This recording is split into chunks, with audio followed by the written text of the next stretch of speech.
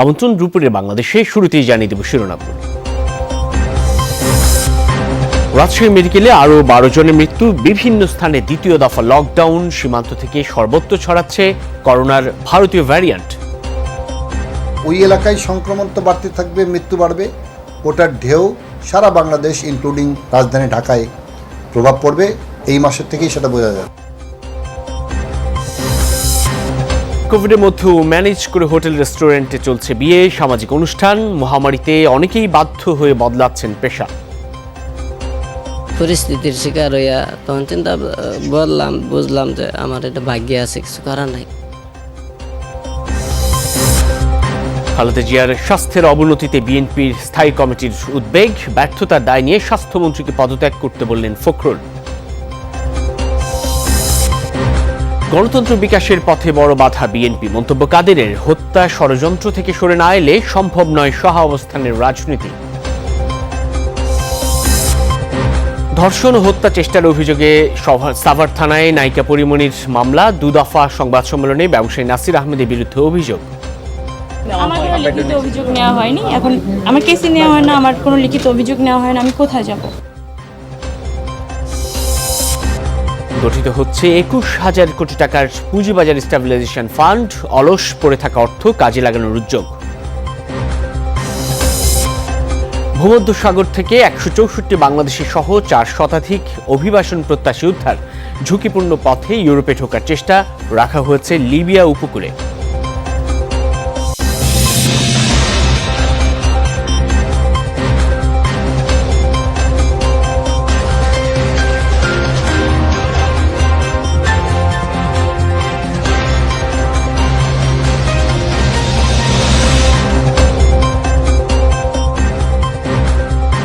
দেখছিলেন শিরোনামগুলো। এছাড়াও দেশ বিদেশের আরো খবর নিয়ে দুপুরে বাংলাদেশে আপনাদের সাথে আছি আমি সাইফুদ্দিন রবিন।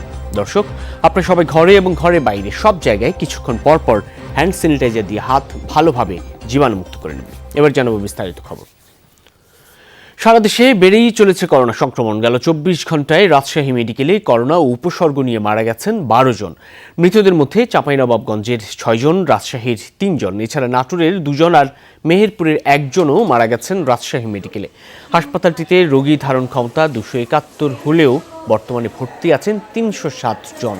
গেল 24 ঘন্টায় রোগী ভর্তি হয়েছেন 44 জন। সংক্রমণ বেড়ে যাওয়ায় রাজশাহী মহানগরীতে চলছে লকডাউন।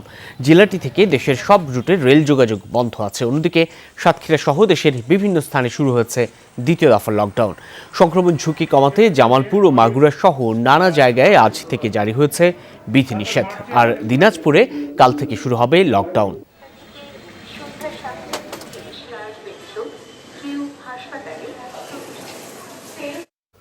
রাজশাহী থেকে সহকর্মী মওদুদ রানা সরাসরি যোগ দিচ্ছেন। রানা, প্রতিদিন রাজশাহীতে মৃত্যুর তালিকা দীর্ঘ হচ্ছে, শহরে লকডাউনও চলছে, কেমন দেখছেন সার্বিক পরিস্থিতি?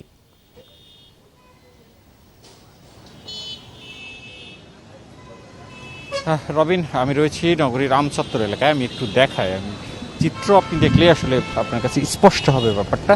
ঠিক 8-10টা স্বাভাবিক দিনের মতোই আসলে এখানে লকডাউন চলছে, সেটি বোঝা দায়। এবং আমি রয়েছি যে এলাকায়, সেখানে একটি পুলিশ চেকপোস্ট রয়েছে। এই চেকপোস্ট মূলত জেলা এবং যে সিটি কর্পোরেশনের সীমানা সেটি আসলে নির্ধারণ করে। সেই চেকপোস্টে আমরা যেটি দেখছি যে পুলিশ সদস্যরা তাদের দায়িত্ব পালন করছে, কিন্তু আপনি যদি খেয়াল করে দেখবেন যে সেখানে আসলে মানুষের মিছিল, সেখানে কোনো ধরনের বাধা ছাড়াই সাধারণ মানুষ যাচ্ছেন এবং আসছেন। অথচ লকডাউনের যে শর্তাবলী তাতে বলা ছিল যে জেলার যারা বাসিন্দা রয়েছেন তারা সিটি কর্পোরেশনের এলাকায় প্রবেশ করতে পারবেন না, আবার যারা সিটি কর্পোরেশন এলাকায় থাকবেন তারা জেলার ওই সীমানায় যেতে পারবেন না। কিন্তু আপনি দেখবেন যে দূর থেকে দেখলে মনে হচ্ছে যে সেখানে আসলে মানুষের মিছিল। এটি আসলে রাজশাহী সিটি কর্পোরেশনের যে লকডাউন চলমান তার প্রকৃত চিত্র। আমরা শহর ঘুরে দেখেছি, প্রত্যেকটি এলাকায় একই অবস্থা। সড়কগুলোতে যানবাহনের উপস্থিতি বেড়েছে, সাধারণ মানুষের যে অবাধ চলাচল সেটি বেড়েছে। তার প্রশাসন যেটি বলছেন যে তারা চেকপোস্টে পুলিশ বাড়িয়েছেন, তাদের তৎপরতা রয়েছে, কিন্তু আসলে বাস্তব অবস্থা সেখানে আসলে কাউকেই বাধা দেওয়া হচ্ছে না। বরং এপার থেকে যারা যাচ্ছেন তারা চেকপোস্টে আসছেন, সেখান থেকে নামছেন, ওপারে একটু হেঁটে যাচ্ছেন, তারপর আবার যানবাহন নিয়ে চলে যাচ্ছেন। অন্যদিকে যে 3 চাকার অটোরিকশা সহ 3 চাকার যে যানবাহন তারও চলাচল বেড়েছে এবং কিছু কিছু সড়কে আমি দেখেছি যে সেখানে যানজটের মতো অবস্থা। মেইন সড়কে কিছু সেখানে বাধা থাকলেও অলিতে গলিতে কিন্তু অবস্থা ভয়ঙ্কর।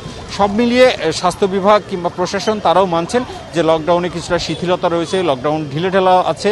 প্রশাসনের কর্তা ব্যক্তিরা বলছেন তারা চেষ্টা করছেন, কিন্তু উৎসুক মানুষের ভিড় কোনোভাবেই বন্ধ করা যাচ্ছে না। আর স্বাস্থ্য বিভাগ বলছে এই শিথিলতার লকডাউন বিপর্যয়ের কারণ হতে পারে।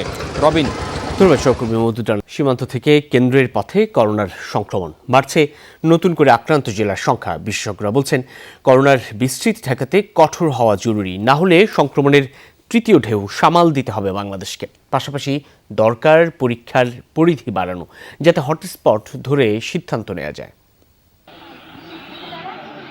মে মাসের মাঝামাঝি থেকে সীমান্তে নতুন করে হানা দেয় করোনার ভারতীয় ডেল্টা ভ্যারিয়েন্ট। কয়েকদিনের মধ্যে 7 জেলায় সংক্রমণ তুঙ্গে। 1 মাসেরও কম সময়েই ছড়িয়েছে 44 জেলায়, যার প্রভাব পড়েছে দেশের সামগ্রিক করোনার সংক্রমণের হারে। আবারও 15 ছুঁই সারা দেশের চিত্র। অতি সংক্রমিত জেলায় যা এখনও 30-এর ঘরে। কোনো কোনো জায়গায় ছিল শূন্যের কোঠায়, আর ওইখানে যখন সংক্রমণ বাড়ছে এবং কমিউনিটি স্প্রেড হয়ে গেছে, কিন্তু এখন আর ওই একজন কমিউনিটি স্প্রেড হলে যা হবে হচ্ছে। বিশেষজ্ঞরা বলছেন কোয়ারেন্টাইন বা লকডাউন যাই দেয়া হোক না কেন, বেশিরভাগ এলাকায় তা সফল হয়নি, যার বড় প্রমাণ অন্য জেলায় ছড়িয়ে পড়া। ঢাকায় যে আসবে না এটা আমার আশঙ্কার কিছু নেই, এটা আসবে যদি না আপনি প্রপারলি লকডাউন। যেমন দেখেন লকডাউনের কিছু বিশেষণ দিয়ে দিয়েছে আমাদের সরকার। কিরকম? তারা বলছে যে কঠোর লকডাউন, বিশেষ লকডাউন, সর্বাত্মক লকডাউন। তাহলে ভাই আপনি আমাকে বলেন কোন লকডাউনটা আসল?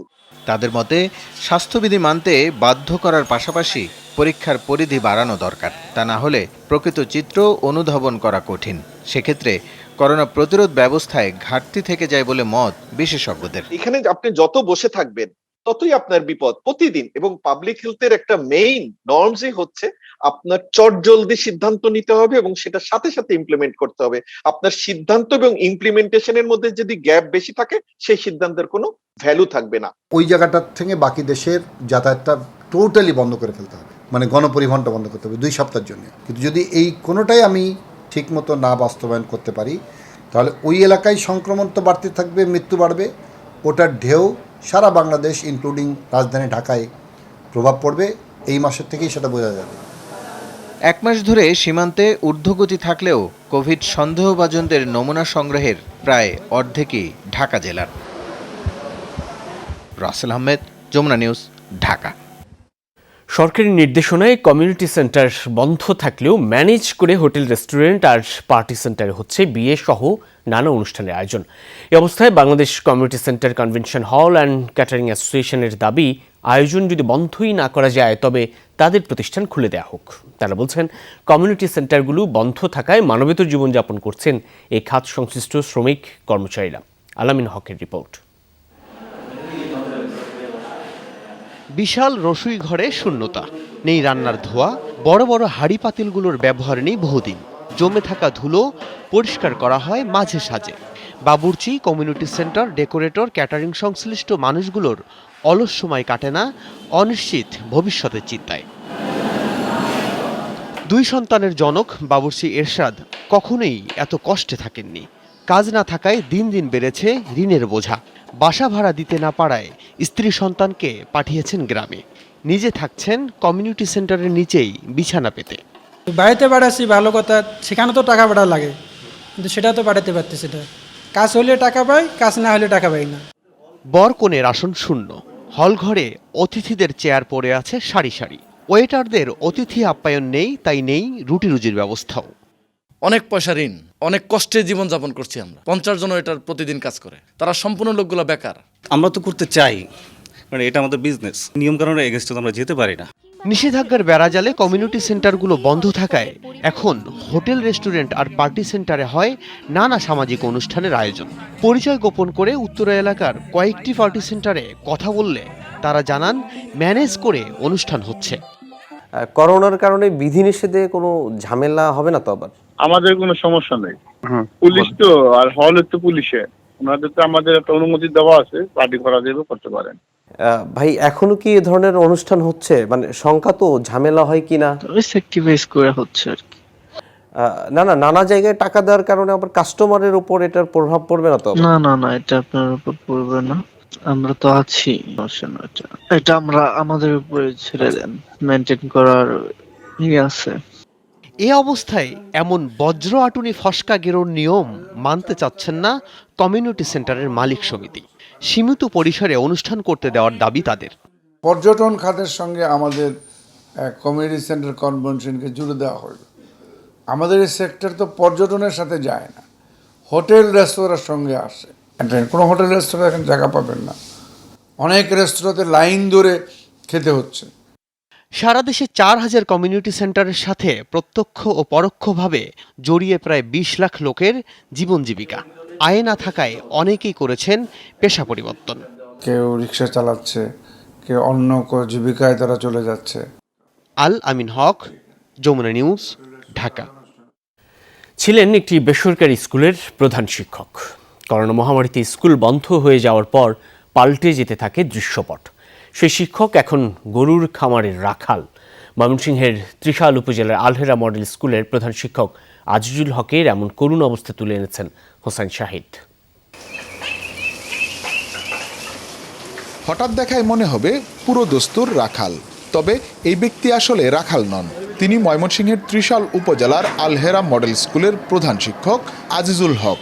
করোনা পরিস্থিতি উলটপালট করেছে তার সব, বাধ্য হয়ে বদল করেছেন পেশা। বর্তমানে ব্যক্তি মালিকানাধীন একটি গরুর খামারের কর্মচারী তিনি। মাঝে মধ্যে গান দিও, কিন্তু কি করব, আমার তো স্বপ্ন ছিল যে স্কুল নেই মনে হয় থাকবো, কিন্তু এরকম যে ওই জীবনটা তো কল্পনা করা যায়। প্রায় 2 যুগ ধরে করেছেন শিক্ষকতা।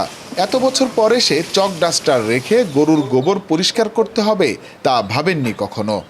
আমার কেন এই পরিস্থিতি? আমার ছাত্র বুয়েট আছে, ইঞ্জিনিয়ার আছে, মেডিকেল আছে, অনেক ছাত্রছাত্রী আমার। করোনায় স্কুল বন্ধ থাকায় অন্য শিক্ষকদের বেতন দিয়েছেন নিজের জমি বিক্রি করে। এক পর্যায়ে আর পেরে উঠেননি। আজিজুল হক জানালেন, নিজে সবসময় শিক্ষা দিয়েছেন ছাত্রদের, তবে তাকে সব থেকে বড় শিক্ষা দিয়েছে করোনা। এটা আমার একটা শিক্ষণীয় বিষয়। পরিস্থিতির শিকার হইয়া তখন চিন্তা বুঝলাম যে আমার এটা ভাগ্যে আছে, কিছু করার নাই। মাননীয় যে প্রধানমন্ত্রী আছেন, বিভিন্ন মাধ্যমে তাদেরকে সহায়তা দেওয়ার চেষ্টা করছেন সবাইকে। আমরা চাই যে আমাদের যে কেজি স্কুলগুলো আছে এদের বিষয়ে কোনো একটা ভালো সিদ্ধান্ত আসবে। শিক্ষক আজিজুল হকের মতো অনেকেরই জীবন উলটপালট করে দিয়েছে মহামারী করোনা। কয়জনের খবরই বা আমরা রাখি? এসব মানুষ যাদের দেয়ালে পিঠ ঠেকে গেছে, না পারছেন চাইতে, না পারছেন জীবন ধারণ করতে, এদের কি দেখার কেউ নেই? প্রশ্ন সাধারণ মানুষের। হুসাইন শাহিদ, যমুনা নিউজ, ময়মনসিংহ। চেয়ারপারসন খালেদা জিয়ার স্বাস্থ্যের অবনতিতে উদ্বেগ জানিয়েছে বিএনপির স্থায়ী কমিটি। দুপুরে এক সংবাদ সম্মেলনে মহাসচিব মির্জা ফখরুল ইসলাম আলমগীর জানান, কিডনি ঠিকভাবে কাজ করছে না, মাঝে মাঝেই আসছে জ্বর। গুলশানে বিএনপি চেয়ারপারসনের কার্যালয়ে হয় এই সংবাদ সম্মেলন। ফখরুল বলেন, সরকার করোনা ভ্যাকসিন সংগ্রহ ও বিতরণে জনগণের সঙ্গে প্রতারণা করছে। করোনা পরিস্থিতি মোকাবেলায় ব্যর্থতা দেয় স্বাস্থ্যমন্ত্রীর পদত্যাগ দাবি করেন মির্জা ফখরুল। তার kidney is not functioning properly এবং তার লিভারও ঠিকভাবে কাজ করছে না, যে কারণে আপনার জ্বর চলে গেলে আবার আপনার হঠাৎ করে তার জ্বর আসছে বিভিন্নভাবে। অনেকগুলো অসুখ নিয়ে এটা একটা চিকিৎসা, এটা এখানে আপনার খুব বেশি রকমের এই ধরনের আপনার সুযোগগুলো কম। গণতন্ত্র বিকাশের পথে সবচেয়ে বড় বাধা বিএনপির হত্যা ও ষড়যন্ত্রের রাজনীতি, এ মন্তব্য করেছেন আওয়ামী লীগের সাধারণ সম্পাদক ওবায়দুল কাদের। বলেন, ষড়যন্ত্রের পথ থেকে সরে না আসলে রাজনীতিতে সহাবস্থান কখনো সম্ভব হবে না। সকালে বঙ্গবন্ধু অ্যাভিনিউতে 6 দফা নিয়ে বঙ্গবন্ধু সৈনিক লীগের আলোচনা সভায় ভার্চুয়ালি যুক্ত হন তিনি। সভা থেকে বঙ্গবন্ধু সৈনিক লীগের সম্মেলনের দাবি জানানো হয় আওয়ামী লীগ সাধারণ সম্পাদকের কাছে। জবাবে ওবায়দুল কাদের জানান, স্বাস্থ্যবিধি মেনে শিগগিরই সম্মেলনের তারিখ ঘোষণা করা হবে। এ সময় আওয়ামী লীগের সাধারণ সম্পাদক বলেন, বঙ্গবন্ধু হত্যার মধ্য দিয়ে বিদ্বেষের রাজনীতি শুরু হয়েছিল। 21 আগস্ট গ্রেনেড হামলা করে শেখ হাসিনাকে হত্যা করতে চেয়েছিল বিএনপি।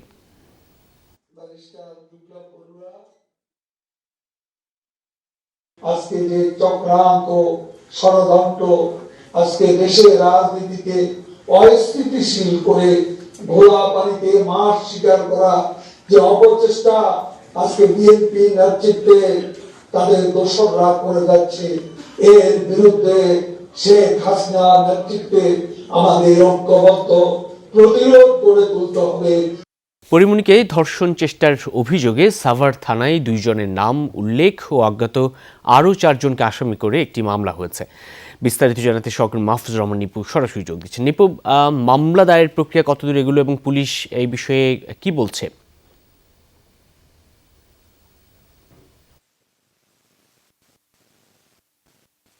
কোনো কিছু জানাননি, তবে আমরা একটা সূত্র থেকে জেনেছি যে গতকাল রাতে রূপনগর থেকে কিন্তু একজন সাব ইন্সপেক্টর পরিমণির যে অভিযোগটি, সেই অভিযোগটি কিন্তু সাভার মডেল থানায় নিয়ে আসে এবং সেই মডেল থানায় নিয়ে আসার এখানকার যিনি দায়িত্বরত ভারপ্রাপ্ত কর্মকর্তা রয়েছেন সেই বিষয়টি আমলে নিয়ে ঊর্ধ্বতন কর্তৃপক্ষের সাথে কথা বলে তারা কিন্তু আজকে একটি অভিযোগ এজাহার হিসেবে গণ্য করেছেন, অর্থাৎ ধর্ষণের চেষ্টা ও হত্যার চেষ্টার অভিযোগে কিন্তু সাভার মডেল থানায় একটি মামলা রুজু হয়েছে বলে আমরা এখনো পর্যন্ত জানতে পেরেছি। তবে পুলিশ কিন্তু এই বিষয়ে এখনো কোনো কথা বলছেন না। তবে আরেকটি বিষয় হচ্ছে যে এই মামলায় কিন্তু অভিযুক্ত করা হয়েছে মোট 6 জনকে, এর মধ্যে 2 জন অর্থাৎ নাসির মাহমুদ এবং অমি নামে 2 জনের নাম উল্লেখ করেছেন এবং অজ্ঞাতনামা 4 জনকে আসামি করেছেন এই মামলায়।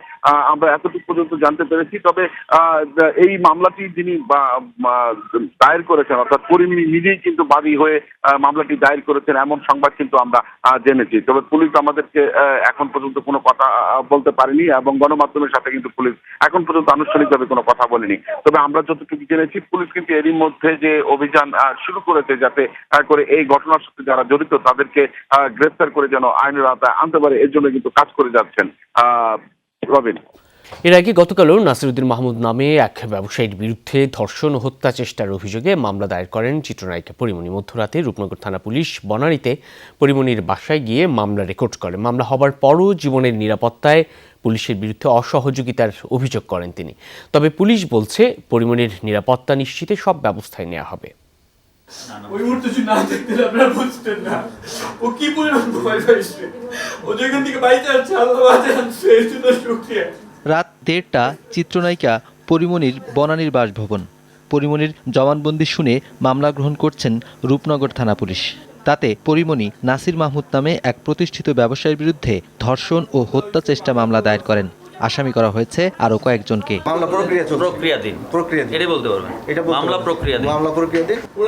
পরিমণি বলেন ওই ব্যবসায়ী 8 জন রাতে উত্তরা বোট ক্লাবে মদের সাথে চেতনানাশকারী মিশিয়ে জোরপূর্বক পান করিয়ে ধর্ষণ ও হত্যা চেষ্টা করে। স্যার 10টায় আসবে, তারপর আমরা দেখতেছি বিষয়টা।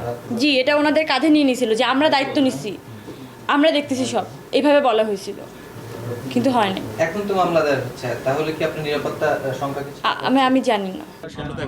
এর আগে রাত 10:30টায় সংবাদ সম্মেলন করে পরিমণি ঘটনার বিবরণ তুলে ধরে পুলিশি প্রতিকার না পাওয়ার অভিযোগ করেন। এর ঘণ্টা 2 পর পরিমণির বাসায় এসে পুলিশ মামলা নেয়। এতগুলো আমি শুধু দেখতেছিলাম যে আমার গলা এখান থেকে পুরো জ্বলে যাচ্ছিল। আমি তো জানি ছুঁয়ে মরে যাবো। আমি দেখতেছিলাম যে আমার কাপড় ঠিক আছে কিনা।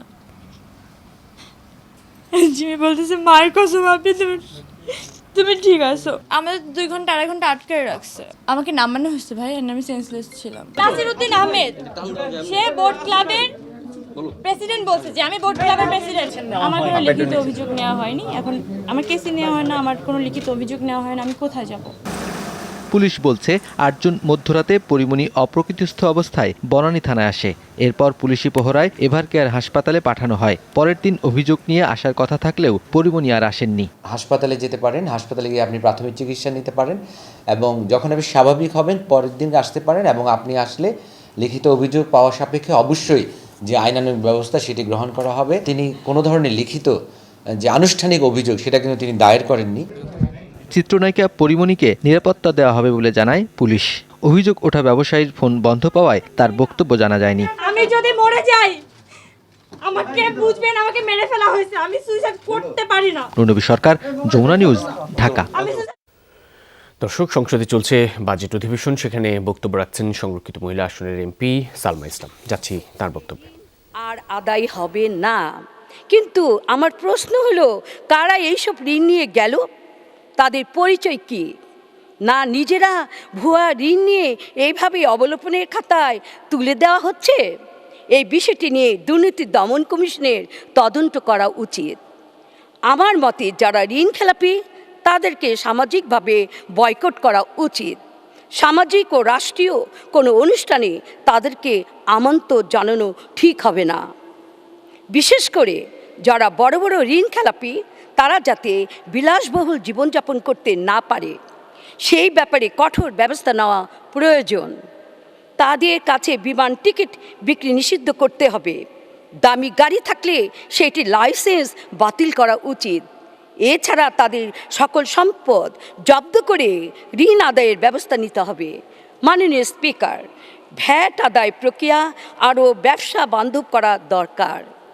এই নিয়ে অনেক অভিযোগও আছে, যেমন একটি মার্কেটে সব দোকানে ভ্যাট মেশিন নেই, ফলে এখানে বৈষম্যের সৃষ্টি হচ্ছে। এছাড়া বড় বড় রেস্তাসহ শপিং মলে কেনাকাটা করতে গেলে ক্রেতাদের কাছ থেকে 15% হারে যে ভ্যাট আদায় করা হয় তা আদৌ সরকারি কোষাগারে জমা হয় কিনা তা নিয়ে ক্রেতা সাধারণের মনে যথেষ্ট সন্দেহ রয়েছে। এই জন্য ভ্যাট আদায় পদ্ধতিগত সংস্কার আনা খুবই জরুরি। অর্থাৎ ভ্যাট প্রদানের সঙ্গে সঙ্গে ক্রেতার মোবাইল ফোনের ভ্যাট অফিস থেকে ভ্যাট প্রাপ্তির মেসেজ আসতে হবে। বর্তমান ডিজিটাল যুগে এটি বাস্তবায়ন করা কঠিন কিছুই নয়। আমার মতে যারা অনেক আগেই কর দেওয়ার যোগ্যতা অর্জন করেছেন কিন্তু কর দিচ্ছেন না তাদেরকে করের আওতায় আনতে হবে। এই জন্য সরকার উপজেলা থেকে একেবারে ইউনিয়ন পর্যায় পর্যন্ত কর অফিস ওপেন করতে পারে। এতে মানুষ প্রত্যক্ষভাবে কর দেওয়া শিখবে এবং করদাতা হিসেবে গর্ববোধ করতে পারবে। এইভাবে কর আদায় ও কর ব্যবস্থাপনায় প্রয়োজনীয় সংস্কার আনা হলে রাজস্ব আদায় দ্বিগুণ হবে। সরকারি বাজেট ঘাটতি ও ঋণের বোঝা কমে আসবে। মাননীয় স্পিকার, প্রস্তাবিত বাজেটের মধ্যে বিদ্যমান ভ্যাট আইনের বন্ড সংক্রান্ত নতুন করে একটি বিধি যুক্ত করা হয়েছে।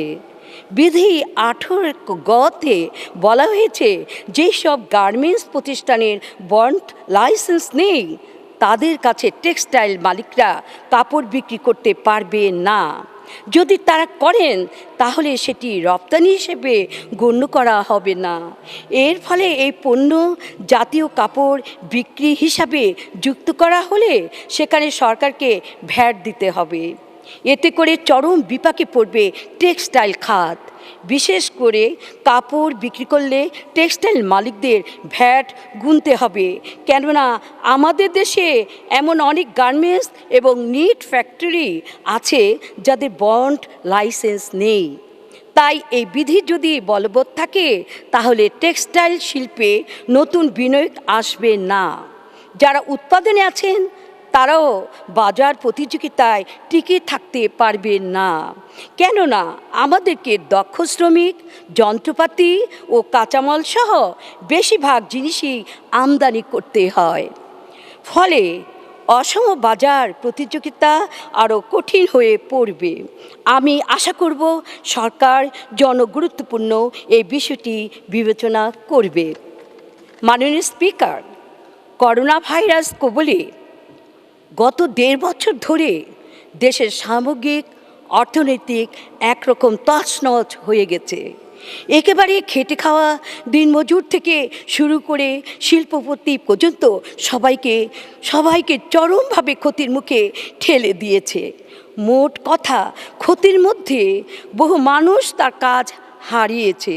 লকডাউনের প্রভাবে চাকরি ও কাজ হারা মানুষগুলো দেনার ভারে এখন ভারাক্রান্ত।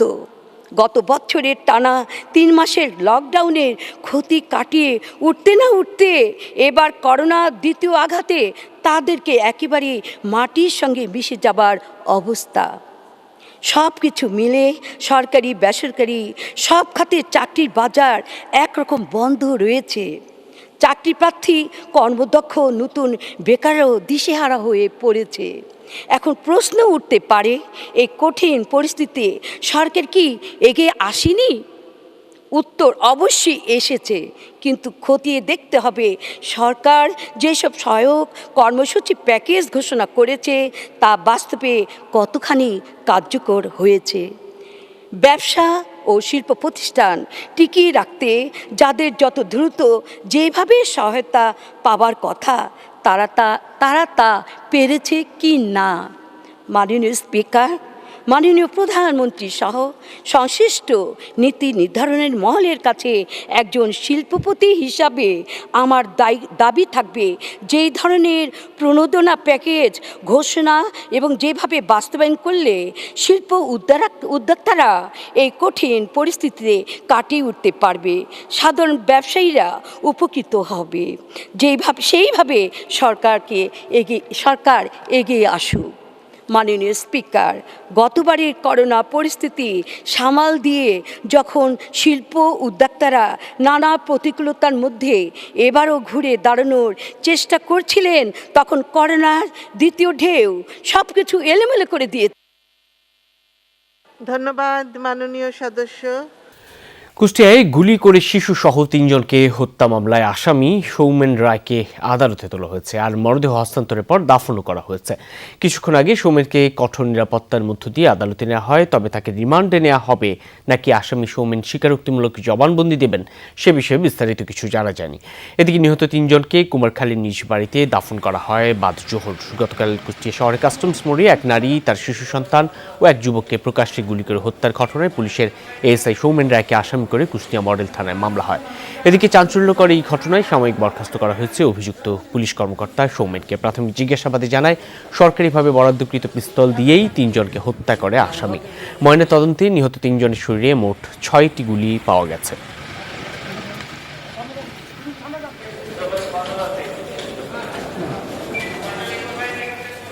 তালিকাভুক্ত কোম্পানির অবন্টিত লভ্যাংশ দিয়ে গঠন করা হচ্ছে পুঁজিবাজার স্টেবিলাইজেশন ফান্ড। আকার হবে 21,000 কোটি টাকা। পুঁজিবাজার উন্নয়নে কাজে লাগানো হবে এই তহবিল। বিএসসিসি চেয়ারম্যান বলেন, অলস পড়ে থাকা অর্থ কাজে লাগাতেই এই উদ্যোগ। তবে এই তহবিল থাকবে উন্মুক্ত, দাবিদাররা যে কোনো সময়ই লভ্যাংশ বুঝে নিতে পারবেন। বাজার সংশ্লিষ্টরা বলছেন, দক্ষতার সাথে পরিচালনা করতে পারলে এই তহবিলের মাধ্যমে লাভবান হবে দেশের পুঁজিবাজার। কোম্পানি লভ্যাংশ দিলেও কোনো কারণে তা বুঝে পাননি বিনিয়োগকারী।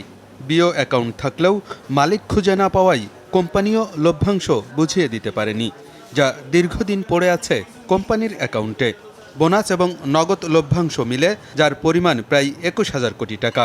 এ অর্থ পুঁজিবাজার উন্নয়নে কাজে লাগাতে চায় নিয়ন্ত্রক সংস্থা বিএসইসি।